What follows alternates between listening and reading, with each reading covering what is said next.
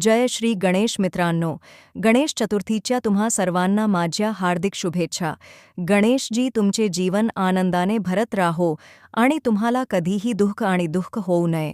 मित्रांनो, आज या व्हिडिओमध्ये आपण गणेशजींची पवित्र कथा सांगू आणि ज्या माता आणि बहिणी ही कथा सुरुवातीपासून शेवटपर्यंत खऱ्या मनाने ऐकतात, मग त्यांच्या सर्व इच्छा पूर्ण होतात आणि त्यांचे सर्व रोग देखील नाहीसे होतात आणि त्यांना जीवनात प्रगती मिळते। तर चला आजची ही कथा सुरू करूया मित्रांनो। तुमचा जास्त वेळ वाया न घालवता एका शहरात रामू नावाचा एक शेतकरी त्याची पत्नी मालती सोबत राहत होता।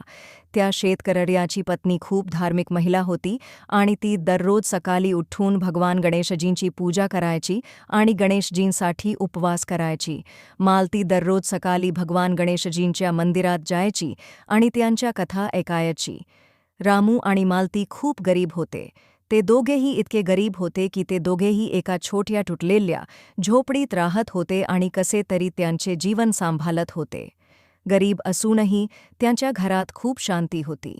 दिवस असेच जात होते। मग एके दिवशी रामूला काही कामासाठी शहराबाहेर जावे लागते आणि मालती गणपतीच्या मूर्तीसमोर बसून त्याची पूजा करू लागते। मालती गणपतीचा विशेष मंत्र श्री गणेशाय नम जपू लागते। भगवान गणेश आणि आई लक्ष्मी तिची प्रार्थना ऐकत होते।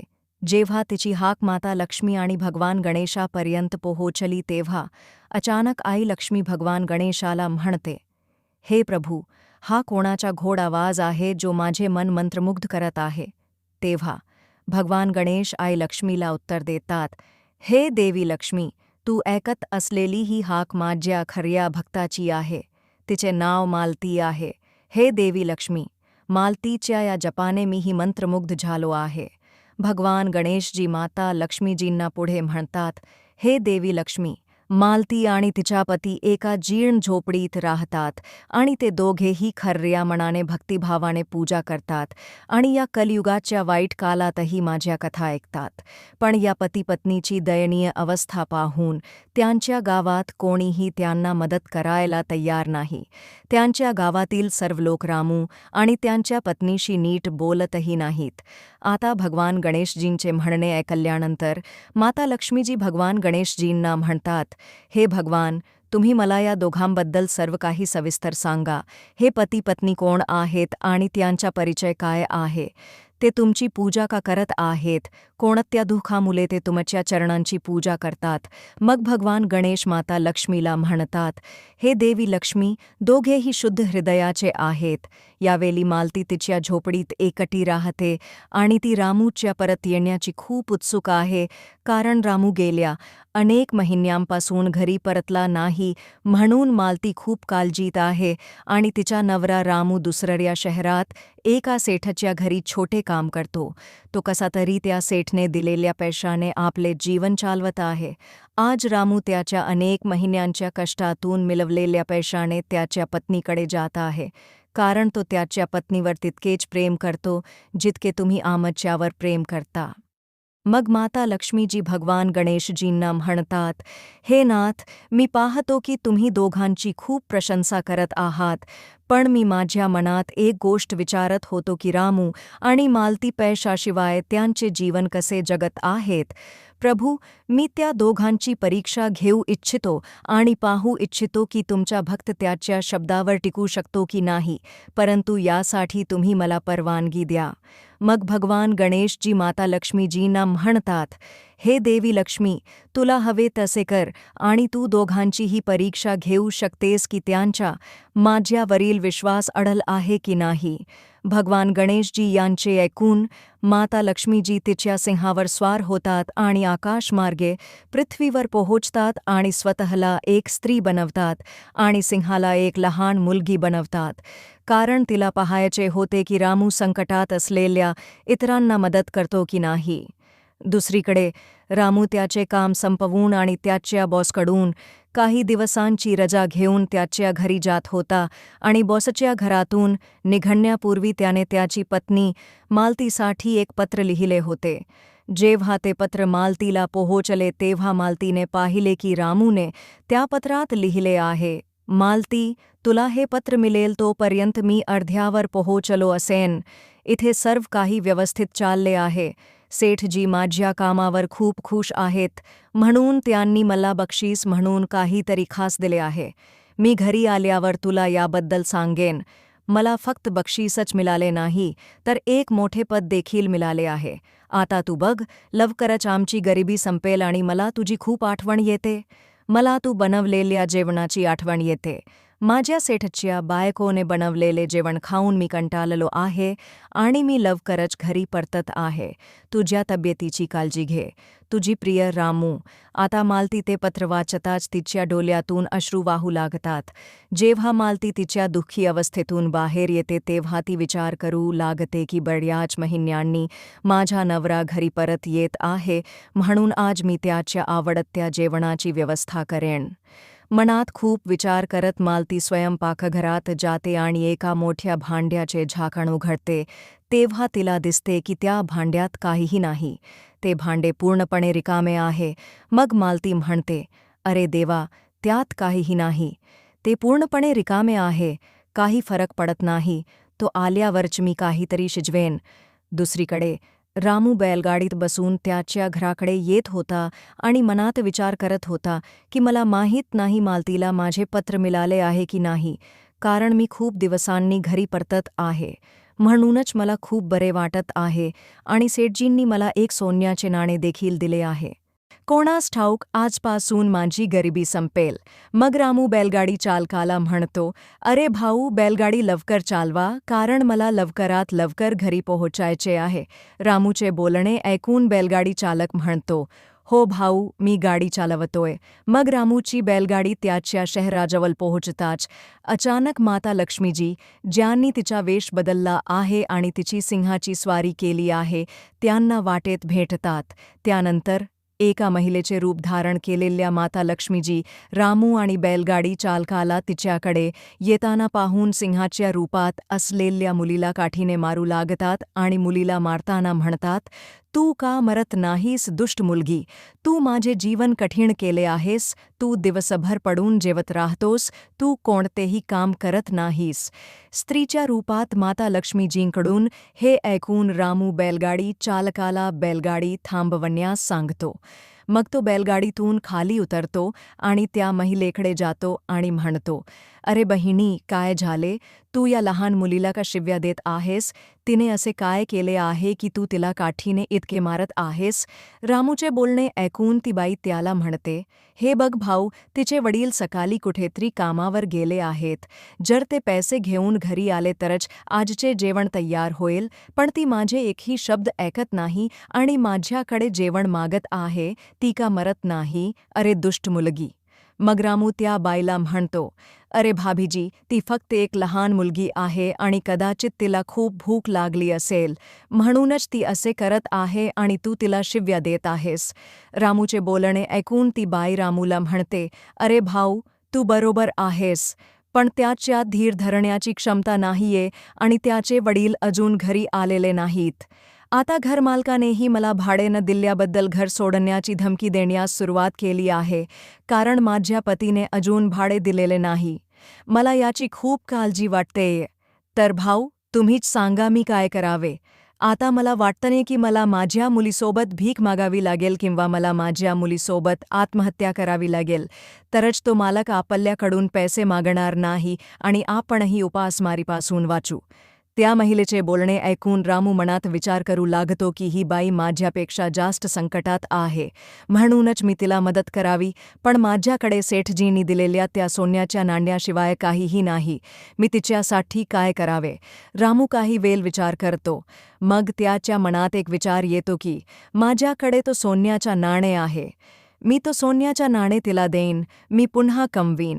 जर तिचा नवरा त्याच्या मालकाला भाडे देऊ शकत नसेल तर तिला घराबाहेर हाकलून लावले जाईल आणि ती दारोदार फिरत राहील, तर मी हे देणे चांगले. जर देवाची इच्छा असेल तर मी पुन्हा कमवीन. मग खूप विचार करून तो त्या महिलेला म्हणतो, भाभीजी, तुमचे नाव काय आहे आणि तुमच्या नवऱ्याचे नाव काय आहे? तो कुठे काम करतो? मग ती बाई रामूला सांगते की माझे नाव अनिता आहे आणि माझ्या नवरऱ्याचे नाव सूरज आहे आणि तो कामासाठी खूप दूर गेला आहे, पण तुम्ही मला हे सर्व का विचारत आहात? आता रामू त्या बाईला दिशाभूल करतो आणि म्हणतो, अरे भाभीजी, तुम्ही खरोखरच सूरज भैयाची पत्नी आहात का? कारण मी फक्त तुम्हालाच शोधत होतो, हे तुमचे अनामत म्हणून घ्या. रामू तिला सांगतो की हे सोन्याचे नाणे सूरज भैयाने फक्त तुमच्यासाठी मला पाठवले आहे, कारण तो माझ्यासोबत सेठजीच्या घरी काम करतो. म्हणूनच मी तुम्हाला हे नाणे देण्यासाठीच्या शहरात येत होतो. बरं झालं, मला तुम्ही इथेच सापडलात. रामूने त्या बाईसमोर असे निमित्त केले की आता ती बाई ते नाणे घेण्यासही नकार देऊ शकत नव्हती. त्या बाईला हे सांगितल्यानंतर रामू ते सोन्याचे नाणे त्या बाईला देतो. मग ती बाई रामूला म्हणते, अरे भाऊ, आज तू मला वाचवलेस. रामू, माझ्या नवऱ्याची तब्येत तिथे ठीक आहे ना? त्या महिलेचे म्हणणे ऐकून रामू तिला म्हणतो, हो भाभीजी, तो खूप चांगला आहे आणि तिथे आनंदाने आणि पूर्ण समर्पणाने काम करत आहे. रामू त्या महिलेला पुढे म्हणतो, तर भाभीजी, आता मी निघून जावे. मग ती महिला रामूला म्हणते, अरे भाऊ, माझे आशीर्वाद तुझ्यासोबत आहेत. तुझ्या सर्व इच्छा नक्कीच पूर्ण होतील. मग ती महिला तिच्या मुलीला सोबत घेऊन निघून जाते आणि रामूही बैलगाडीवर बसतो. त्यानंतर रामू मनात विचार करू लागतो की मी माझे सर्व पैसे त्या महिलेला दिले आहेत आणि आता मी मालतीला पैशांबद्दल काय सांगू? त्या सोन्याच्या नाण्याने माझ्या घराची परिस्थिती थोडी सुधारली असती. अरे देवा, हे तुझे कसले नाटक आहे? मी त्या सेठच्या घरी काही कामासाठी गेलो होतो. तिथे मी खूप मेहनत केली आणि काही पैसे कमवले, पण मला तेही त्या गरीब महिलेला द्यावे लागले, तिला त्रास होत असल्याचे पाहून. सध्या जे काही होईल ते दिसेल, असा विचार करून रामू त्या बैलगाडीत बसतो आणि आपल्या घराकडे जाऊ लागतो. मित्रांनो, दुसऱ्या बाजूला आई लक्ष्मी तिच्या खऱ्या स्वरूपात येते आणि तिच्या सिंहावर बसून कैलास पर्वतावर पोहोचते. मग भगवान गणेश आई लक्ष्मीला म्हणतात, अरे देवी लक्ष्मी, तुझ्याशिवाय हे कैलास पर्वत आम्हाला पूर्णपणे निर्जन वाटले. अरे देवी लक्ष्मी, मला सांग, मी जे काही सांगितले ते खरे ठरले की नाही? आम्हाला तुमची प्रतिक्रिया जाणून घ्यायची आहे. मग माता लक्ष्मी भगवान गणेशाला म्हणतात, हे प्रभू, तुम्ही खरे बोललात. रामू खूप निर्भय आणि अत्यंत दयालू आहे. तुम्ही पहा, त्याने मला बक्षीस म्हणून मिळालेले सोन्याचे नाणे न डगमगता दिले आणि त्याने एकदाही विचार केला नाही की तो किती गरीब आहे. या सोन्याच्या नाण्यामुळे त्याची गरिबी संपू शकली असती, तरीही त्याने त्याबद्दल फारसा विचार केला नाही. तो काय करत आहे, त्याने हे करावे की नाही? मग भगवान गणेश माता लक्ष्मीला म्हणतात, हे देवी लक्ष्मी, तू खरे बोलत आहेस. आताही रामूच्या हृदयात वेदना आणि दुःख आहे, तरीही तो गरजू लोकांना मदत करण्यास नेहमीच तयार असतो. मग माता लक्ष्मी भगवान गणेशाला म्हणतात, हे प्रभू, तुम्ही असे का बोलत आहात? आताही त्याच्या हृदयात वेदना आहेत, पण तो परीक्षेत उत्तीर्ण झाला आहे, तरीही हे का घडत आहे? माता लक्ष्मीजीचे ऐकून भगवान गणेश म्हणतात, हे देवी लक्ष्मी, तुम्हाला माहिती आहे, दोघांचेही हृदय खूप मऊ आहे. त्याच्या हृदयात अजूनही दुःख आहे. भगवान गणेशजीचे ऐकून माता लक्ष्मीजी म्हणतात, हे प्रभू, पण तो परीक्षेत उत्तीर्ण झाला आहे, तरीही हे का घडत आहे? माता लक्ष्मीजींचे ऐकून भगवान गणेशजी म्हणतात, हे देवी लक्ष्मी, तुम्हाला माहिती आहे, दोघांचेही हृदय खूप कोमल आहे. माणसाला जितक्या जास्त अडचणी येतात तितके त्याचे व्यक्तिमत्व सुधारते आणि तो शरीराने आणि मनाने शुद्ध होतो. ज्याप्रमाणे ढिगाऱ्यात पडलेला दगड जोपर्यंत शिल्पकार त्याला पुतल्याचे रूप देत नाही तोपर्यंत ओळखला जात नाही, त्याच्याप्रमाणे माणूस काही मोठे काम करत नाही तोपर्यंत ओळखला जात नाही. भगवान गणेशजी माता लक्ष्मीजींना पुढे म्हणतात, हे देवी लक्ष्मी, म्हणून यावेळी आपण स्वतः दोघांचीही परीक्षा घेऊ आणि जर ते माझ्या परीक्षेत यशस्वी झाले तर मी त्यांच्या सर्व इच्छा नक्कीच पूर्ण करेन. जेव्हा रामूला त्याच्या घरी पोहोचण्यास थोडा उशीर होतो तेव्हा त्याची पत्नी त्यांच्या घरात असलेल्या गणेशाच्या मंदिरात जाते आणि हात जोडून प्रार्थना करू लागते आणि मनात म्हणते, हे भगवान गणेश, मला फक्त माझा नवरा सुरक्षितपणे घरी परतावा अशी इच्छा आहे. त्याची काळजी घ्या, त्याला कधीही कोणतेही नुकसान होऊ देऊ नका. जर असे झाले तर मीही जिवंत राहणार नाही. मग अचानक रामू त्यांच्या घराच्या दारात पोहोचतो.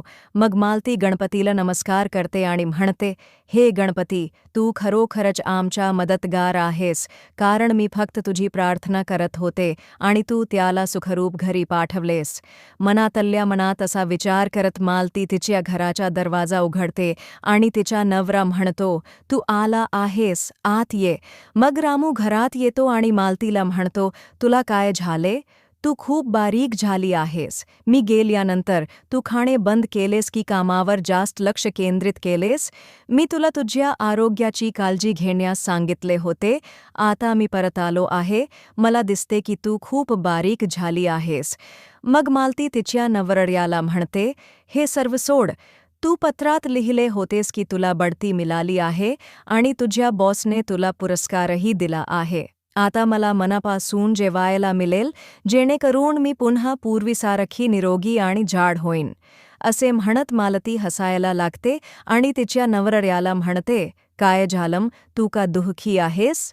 मग रामू त्याची पत्नी मालतीला म्हणतो, अरे भाग्यवान, आता मी तुला काय सांगू. मी ते बक्षीस घेऊन घरी येत होतो, पण अचानक माझी नजर शहराबाहेर एका महिलेवर आणि तिच्या मुलीवर पडली. त्यांची परिस्थिती आपल्यापेक्षा वाईट होती, म्हणून मी ते बक्षीस आणि माझे सर्व पैसे त्यांना दिले. नवऱ्याचे हे शब्द ऐकून मालती तिच्या नवऱ्याला म्हणते, हे देवा, यात दुःखी होण्यासारखे काय आहे? मी तुझ्यासोबत खूप चांगले राहते आणि तरीही तुझे मन चांगल्या अन्न पाण्यापेक्षा मौल्यवान आहे आणि तू खूप दयालू आहेस. मी तुला खरं सांगतोय, मला दुसरं काही नकोय. मग रामू त्याच्या पत्नीला म्हणतो, प्रिये, मी रिकाम्या हाताने घरी आलो आहे. माझ्याकडे थोडे पैसेही नव्हते, म्हणूनच मी माझ्यासोबत काहीही आणू शकलो नाही. रामूचे बोलणे ऐकून मालती म्हणते, तू जे काही दान केले आहे त्याबद्दल दुःखी होऊ नकोस. मी तुला खरं सांगते, मला तुझा अभिमान आहे आणि तू आज खूप चांगले काम केले आहेस. मग रामू त्याच्या पत्नीला म्हणतो, अरे भाग्यवान, पण आता मी काय करू? मी माझे घरखर्च कसे चालवू? मग त्याची पत्नी म्हणते, तू एक काम कर, आमच्या घरासमोरील मोकळी जमीन कसतोस. पत्नीचे ऐकून रामू तिला म्हणतो, तू बरोबर आहेस, आता मी शेती करेन. जर आमचे मन स्वच्छ असेल तर देवही नक्कीच आमचे ऐकेल. मग मालती तिच्या पतीला म्हणते, ठीक आहे, आजच्या जेवणाची व्यवस्था झाली आहे. मी माझ्या शेजारच्या घरून आजचे जेवण आणले आहे. तुम्ही अजिबात काळजी करू नका.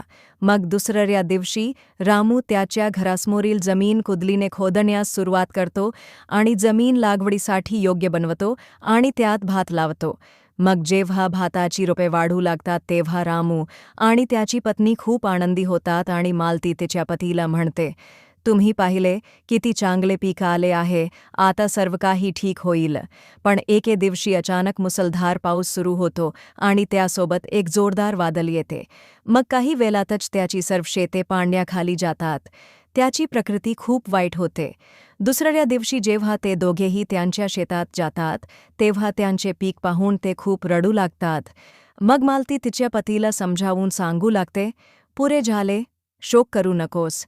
असे दिसते की देव आमची परीक्षा घेत आहे. तू पाहशील, एके दिवशी सर्व काही पूर्वीसारखे ठीक होईल. दुसरीकडे आई लक्ष्मी भगवान गणेशाला म्हणते, हे भगवान, दोघांवर दया कर, त्यांची परीक्षा घेऊ नकोस. दोघेही खूप गरीब आहेत. मी त्यांना इतक्या वेदनांमध्ये पाहू शकत नाही. मग भगवान गणेश आई लक्ष्मीला म्हणतात, हे देवी लक्ष्मी, ठीक आहे, तुमच्या विनंतीनुसार आम्ही दोघांची परीक्षा घेणार नाही.